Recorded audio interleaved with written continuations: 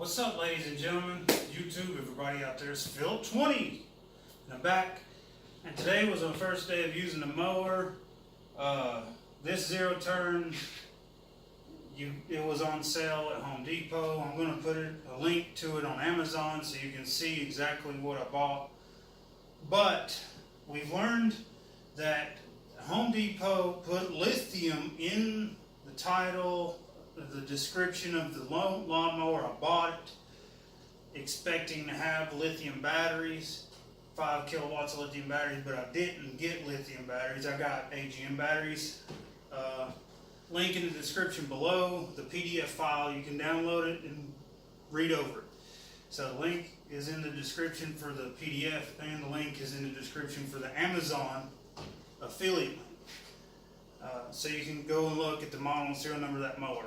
It's probably cheaper at Home Depot, so I wouldn't buy it from Amazon, but you can get the model and serial number from Amazon. Now, if you look here, this is our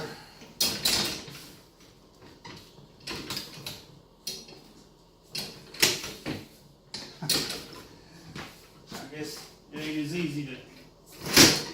Now, here is our batteries. This is just a quick overview of the battery. There's 4 AGMs in this battery pack. I mowed today with it. I'm going to start the key.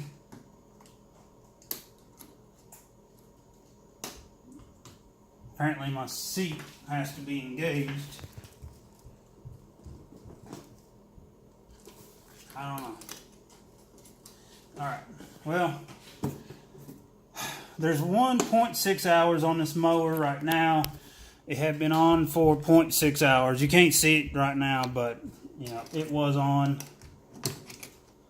It won't show it right now for some reason, but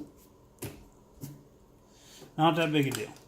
So you've got your Anderson connectors. It's got several fuses on each battery pack. It's 48 volt bank. It's 4 12 volt AGM batteries. They're 100 amp hours each, and they're all in series. So the voltage is multiplied and the amp hours stay the same. So that is all the batteries, and they're heavy. They're 266 pounds for just the battery bank, and they're taking up quite a bit of room compared to a lithium battery would. This cover here, this cover right here comes off, and then you slide all the batteries out from this side.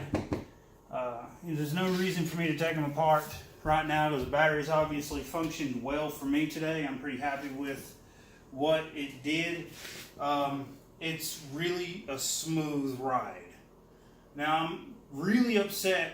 RYBOI lied to everybody about the chemistry of the battery.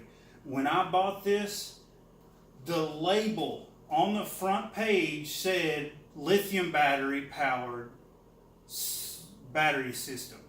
It's not. It's an AGM battery system. There's some goods and downs with both.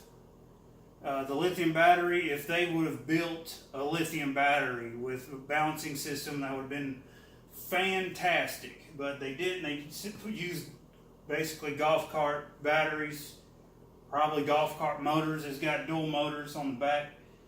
It rides smooth. Now, am I disappointed that the chemistry is different? Yes, very disappointed. And here's why.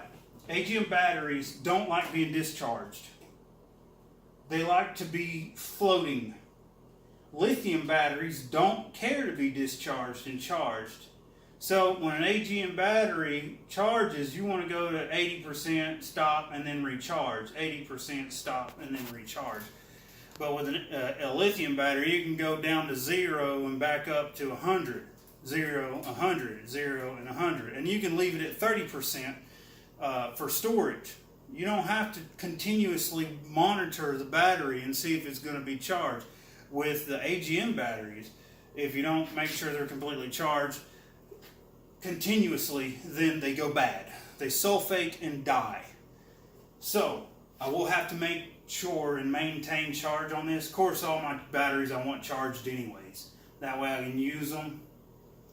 Except for, you know, my lawnmower batteries and weed eater batteries going to be stored in wintertime. I'll discharge it down to about 25% and put it away until the next spring for the lithium batteries. So just, you know, a reminder for you, this is not a lithium battery bank. And it's ridiculous that they advertised it to me as a lithium battery system. This is an AGM battery system. And if I was to want to, I could fit Chevy Volt batteries, 8 24-volt cells that'll give me 8 kilowatts of power. And it would weigh less than this. So literally, I could put 8 kilowatts of battery power in the same space that is in here, and it costs me less money to buy all these new batteries anyways. So, but you would have to have a balancing system with those because it'd be severe amp draw through it because they're running pretty thick gauge wire. I mean, they're 125 amp fuses. So, I mean, that's going to tell you how many amps this thing's pulling. It's a lot. So, it's a good mower. I hate the battery chemistry with a passion. As a solar guy, this should be lithium. It should be lighter. And we should have more power than 5 kilowatts. 5 kilowatts is enough for a day's worth of work on this little mower. If you're a small lawn mowing company and you don't want to pay a bunch in fuel, this thing is awesome. If you got that mower at that point in time, it is awesome. But you can get more out of the mower than what these batteries are allowing. Oh, and now I know why that we're charging. That's why it was going on. I'm disconnecting it and I flipped it on real quick. It says 100%, but it's not. I just plugged it up. It's 1.6 hours of use. We used it for an hour and it dropped it down to 70%-ish. But on our first job, we used it for 30 minutes on that first job. And what happened was it said it was still full, 100%, which is not possible because we used power from it.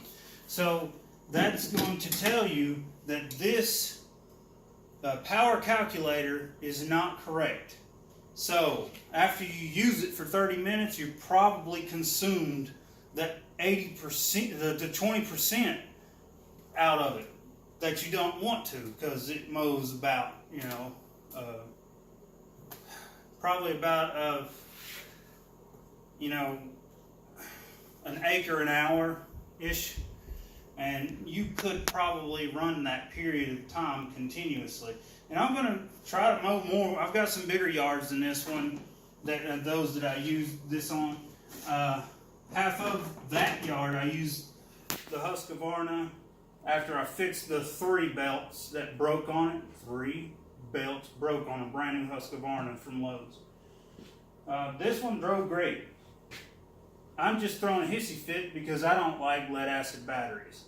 This doesn't vent gas or nothing. It's just, I want lighter batteries, and lithium batteries is what was advertised on this when I bought it.